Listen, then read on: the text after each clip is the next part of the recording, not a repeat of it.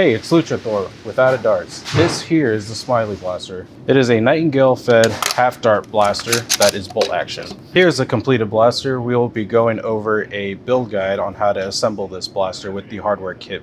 For this build, you will need the following items. You will need a number 1 Phillips head screwdriver, a pair of pliers, some super glue, some lubricant, and you'll need 2 drivers. This is a 2mm and a 6mm driver. You will see me use this electric driver. It's not necessary, but I'm just doing this for convenience sake. You may also want to use a little bit of blue thread locker for any screws and M3 nuts that interact with each other. With that out of the way, let's get started.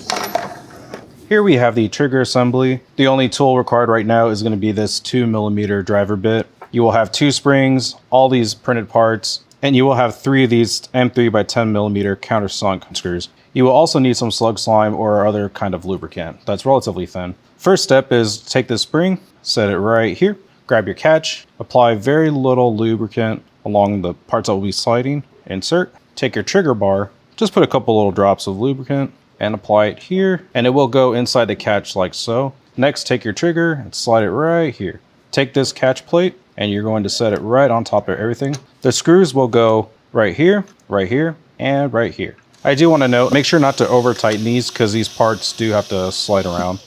Here for the mag release, you're going to want to insert the spring in the face here. Just drop it right in there. And then this is the orientation you're going to want. You're going to want that little arrow downward. Slide it in there. Then if you press it all the way through, you're going to have to finagle a little bit. Just take this, and it only fits in one way. So now you have it like that, and that is the trigger assembly for now. Here we have the grip and the stock assembly. For this part, you will need 2 of these M3.5 by 8 screws, 2 of the M3.5 by 20 screws, and 5 of these M3.5 by 30 tapping screws. For this, we will just need a Phillips number 1 to assemble this part. So with this, you're going to want to put 2 of the 8mm screws to hold the back plate on. Next, you'll want to take this and shove it right here. Make sure the holes line up correctly. If you put it the other way, they won't align. Next, take these 20mm length screws and put them here and here. For this next part, you're going to want to set this here, align these 3 holes, and set this right here. Align this hole as well. Now you're going to want to take your plunger tube and set it right here.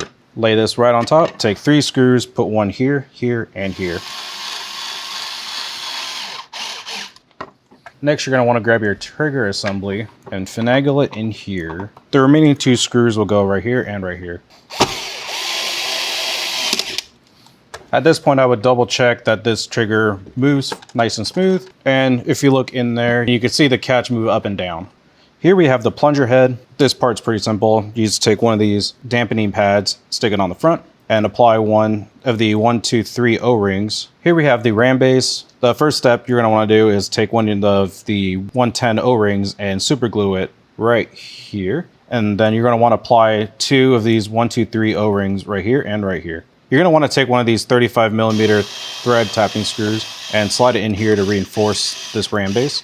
Next, you're going to want to take your 2 arms, slide those in here, and you're going to want to take one of these 30mm pins and stick it all the way through. When putting the bars in, you're going to want to make sure that the chamfer is back here. There's 2, they're going to be on this side, and make sure they're pointing up, so when it's installed, they do not rub against the inside here. Here we have the slide assembly. Tools required will be a number 1 Phillips screwdriver, and whatever Allen key will fit in an M8 bolt. It's a pretty big boy. First thing you're going to want to do is take one of these 30mm pins, shove it all the way back here, take the bolt, slide that in here. Now flip it over, and you're going to take this M8 nylock nut, stick it in there. You're going to take the back cap, and the part that's flush, you're going to put against the slide. So take that, lightly squish it on, and now take your big bolt and stick it in here and start cranking it down. There you go. You want a little resistance, but not too bad. Next, you're going to take your handle, and it slides on here. But first, you're going to want to put one of these M3 nuts inside. There's an indent in there where it will rest. Slide it. Take one of your 10mm screws and slide it in there. Next, you're going to want to take 2 of these 20mm thread tapping screws and put them here and here. This reinforces the bolt. Now you're going to want to take this from earlier and slide it with the O-rings facing upward toward the slide. And you're going to want to drive another 30mm pin all the way through. Next, you're going to take 2 of these 5mm and slide them right here. You might want to brace the pins. Sometimes they'll walk out. In my case, the tolerances are pretty tight. Now, the original version of this blaster has a brass pusher and a brass receiver, which we will get to that in a little bit. For the purposes of our build guide, we will be using SMILEY's O-ring remix. So for this, you're going to want to take another 110 O-ring, glue it in place, and then that goes in here. It will click into place. Hold that, and take your two 8mm screws and screw them in to hold the pusher. Also want to note, make sure to lubricate the 110 O-ring that you glued in the slide, and also the ram base. If you do opt for the brass route, you'll be doing the same thing with the O-ring, and then you will be needing a 1/2 inch by 12mm brass piece here and a printed ram face, and you're going to want to glue all that up. And then you will need a 17/32 by 35mm piece of brass that goes inside the receiver. Over time, this will wear in and make a nice seal. Here we have the upper assembly. In here, there's two spots for some M3 nuts. Slide those in there. And take one rail piece, lay it on top, and then take these two 10mm screws and lock this down. Next, you're going to grab this part and this. Slide these together. And you're going to take your 35mm tapping screw, and it goes all the way in here. Take this other M3 nut and slide it in this side. Now you're going to want to grab some of the other parts you already assembled. Take this, slide it into place. You're going to want to grab your plunger, apply a little bit of lubricant, slide that down, followed by your bolt. So compress it, and you're going to slide this in. There's a line here on this side and the other side. You're going to want to make sure it clicked into place. For the receiver part that holds the barrel in, you're going to need two of these 016 O-rings in there. And then the smaller side sticks out. It goes in like this, and you click that into place up here.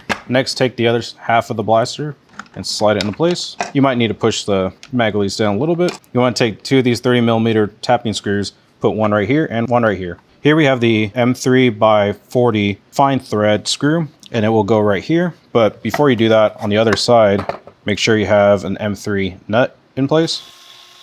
There we go. On this side of the blaster, you'll put the panel that says SMILEY right here. For the side panels, you will need two of the M3.5 by 8 screws. Those go right here and here. And then two of the M3.5 by 20 screws, and they go right here and here. This will also hold the pusher breech inside. And you do the same thing on the other side. Now you're going to want to take your longer M3 by 45 fine thread screw. Goes this way, but just like the bottom, you're going to want to make sure you have a M3 nut on this side. Now you're going to want to take your muzzle, slide it in here and up. And you have your two M3.5 by 35 screws. They go in here and here. I'm just going to swap over to a smaller screwdriver. For the rail, you will need your two M3 by 10 countersunk screws. One nut goes in the very front here. You're going to want to hold that in place, and you're going to want to align it so the hole matches this one and this one. This one is not used. Now we're going to reinforce the spring retention part. You're going to take your last M3.5 by 35 tap screw, and it goes all the way through here, just like that. You're going to take your barrel, slide it all the way in the front. You'll feel a little resistance as it goes past the two O-rings in here. Take your collet, slide that on there, give it a nice twist. Don't over tighten it. Now close your breech. And then I like to use gravity to just jostle the plunger head back out of place. Now the last thing to do is to take your spring, slide it in. Take your spring retention device, slide that in, align the holes, and slide your pin in. I will mention that in the file set, there are some spring spacers, so you could increase your power. And more or less, the blaster is complete. Just need a Nightingale mag.